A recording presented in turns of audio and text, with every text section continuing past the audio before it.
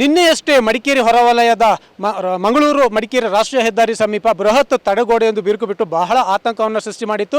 ರಾಷ್ಟ್ರೀಯ ಹೆದ್ದಾರಿ ಕೂಡ ಒಂದು ಕೊಚ್ಚಿ ಹೋಗುವಂಥ ಅಥವಾ ಸಂಪರ್ಕ ಕಡಿತಗೊಳ್ಳುವಂಥ ಒಂದು ಆತಂಕ ಎದುರಾಗಿತ್ತು. ಅದರ ಬೆನ್ನಲ್ಲೇ ಇವಾಗ ಇದೇ 275 ರಾಷ್ಟ್ರೀಯ ಹೆದ್ದಾರಿ 275ರಲ್ಲಿ ಈ ಮದೆನಾಡು ಸಮೇತ ಕರ್ತೋಜೆ ಎಂಬ ಒಂದು ಪ್ರದೇಶ ಇದೆ. ಅಲ್ಲಿ ಮತ್ತೊಂದು ಆತಂಕದ ವಾತಾವರಣ ನಿರ್ಮಾಣ ಆಗಿದೆ. ಅದು ಏನಂತಂದರೆ, ಇದು ನೋಡಿ, ರಾಷ್ಟ್ರೀಯ ಹೆದ್ದಾರಿ 275, ಈ ರಾಷ್ಟ್ರೀಯ ಹೆದ್ದಾರಿಯ ಅರ್ಧ ಭಾಗವನ್ನು ಭೂಮಿ ನುಂಗ್ತಾ ಇರೋದನ್ನು ನೋಡ್ಬೋದು. ಇಷ್ಟೊಂದು ಪ್ರಮಾಣದ ಮಣ್ಣು ಈ ರಾಷ್ಟ್ರೀಯ ಹೆದ್ದಾರಿಯ ಅರ್ಧ ಭಾಗಕ್ಕೆ ಬಂದು ಬಿದ್ದಿದೆ. ಇದು ಯಾರೋ ಮಾನವ ನಿರ್ಮಿತ ಆಗಿರುವಂತಹದ್ದಲ್ಲ.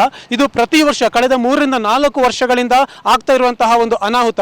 ಇಷ್ಟೊಂದು ದೊಡ್ಡ ಪ್ರಮಾಣದ ಅಂದರೆ ಗುಡ್ಡದ ರೀತಿಯ ಮಣ್ಣು ಇಲ್ಲಿ ಬಂದು ರಾಷ್ಟ್ರೀಯ ಹೆದ್ದಾರಿಗೆ ಬಂದು ಬೀಳುತ್ತೆ. ಇದು ಎಲ್ಲಿಂದ ಬರುತ್ತೆ, ಯಾಕೆ ಬರುತ್ತೆ ಅನ್ನೋದು ಕೂಡ ಇನ್ನು ಕರೆಕ್ಟಾಗಿ ಒಂದು ಯಾರು ಕೂಡ ಅಧ್ಯಯನ ಮಾಡಿಲ್ಲ. ಆದರೆ ಪ್ರತಿ ವರ್ಷ ಮಳೆಗಾಲ ಬಂದಾಗಲೆಲ್ಲ ಈ ತರಹದ ಮಣ್ಣು ಭೂಮಿಯ ಒಳಗಿನಿಂದಲೇ ಒಂದು ರೀತಿಯಲ್ಲಿ ಉಕ್ಕಿ ಬರುವಂಥದ್ದು, ಅಂದರೆ ನೀರಿನ ಜೊತೆ ಮಿಶ್ರ ಆಗಿ ಉಕ್ಕಿ ಬಂದು ಈ ರಾಷ್ಟ್ರೀಯ ಹೆದ್ದಾರಿಯನ್ನು ಆಪೋಷಣ ತೆಗೆದುಕೊಳ್ಳುವಂಥದ್ದು.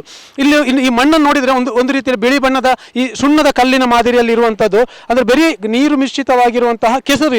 ಇದು ಇಡೀ ಗುಡ್ಡನೇ ಅದೇ ರೀತಿ ಇದೆ. ಇದನ್ನು ಮೇಲೆ ಹತ್ತಲಿಕ್ಕಾಗಲಿ ಇದರ ಮೇಲೆ ನಡಿಲಿಕ್ಕಾಗಲಿ ಆಗಲ್ಲ. ಬಹಳ ಒಂದು ವಿಚಿತ್ರ ವಿದ್ಯಮಾನ ಇದು. ಈ ತರಹದ ಮಣ್ಣು 2018ರಲ್ಲಿ ಇಲ್ಲಿ ಒಂದು ರಸ್ತೆ ಸಂಪರ್ಕ ಕೂಡ ಕಡಿತ ಆಗಿತ್ತು, ಅಂದರೆ ಭೂಕುಸಿತ ಆಗಿ ರಸ್ತೆ ಸಂಪರ್ಕ ಕಡಿತ ಆಗಿತ್ತು. ಆ ಸಂದರ್ಭದಲ್ಲಿ ಇಲ್ಲಿ ಮೇಲ್ಭಾಗದಿಂದ ಮಣ್ಣನ್ನು ತೆಗೆಯಲಾಗಿತ್ತು. ಅದಾದ ಬಳಿಕ ಇಲ್ಲಿ ರಸ್ತೆ ನಿರ್ಮಾಣ ಮಾಡಿ ಆ ಕಡೆ ತಡೆಗೋಡೆಯನ್ನು ಕೂಡ ಮಾಡ್ತಾರೆ. ಆದರೆ ಅದಾದ ಬಳಿಕ ಕಳೆದ 3-4 ವರ್ಷಗಳಿಂದ ನಿರಂತರವಾಗಿ ಇಲ್ಲಿ ಮಣ್ಣು ಮತ್ತು ನೀರು ಉಕ್ಕಿ ಬರ್ತಾ ಇದೆ.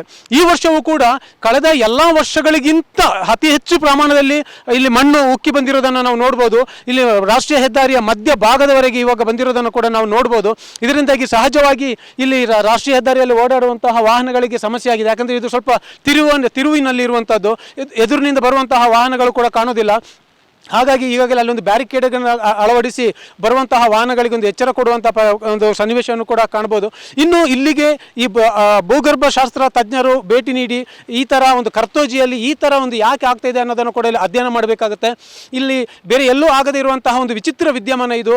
ಆ ಕಡೆ ಇಷ್ಟೊಂದು ಸಹಸ್ರಾರು ಲೋಡು ಮಣ್ಣನ್ನು ಎಲ್ಲಿಂದೋ ತಂದು ಇಲ್ಲಿ ಸುರಿದ ರೀತಿಯಲ್ಲಿ ಪ್ರತಿ ವರ್ಷ ಮಳೆಗಾಲದಲ್ಲಿ ಭೂಮಿಯೊಳಗಿಂದ ಉಕ್ಕಿ ಬರುವಂಥದ್ದು. ಇದು ಯಾಕೆ ಈ ಥರ ಆಗ್ತಿದೆ, ಈ ನೆಲ ಪದರದ ಒಳಗೆ ಭೂಗರ್ಭದೊಳಗೆ ಏನಾಗ್ತಿದೆ ಅನ್ನೋದನ್ನು ಕೂಡ ಈ ಭೂಗರ್ಭ ಶಾಸ್ತ್ರ ಇಲಾಖೆ ತಜ್ಞರು ಬಂದು ಅಧ್ಯಯನ ಮಾಡಬೇಕಾಗುತ್ತೆ.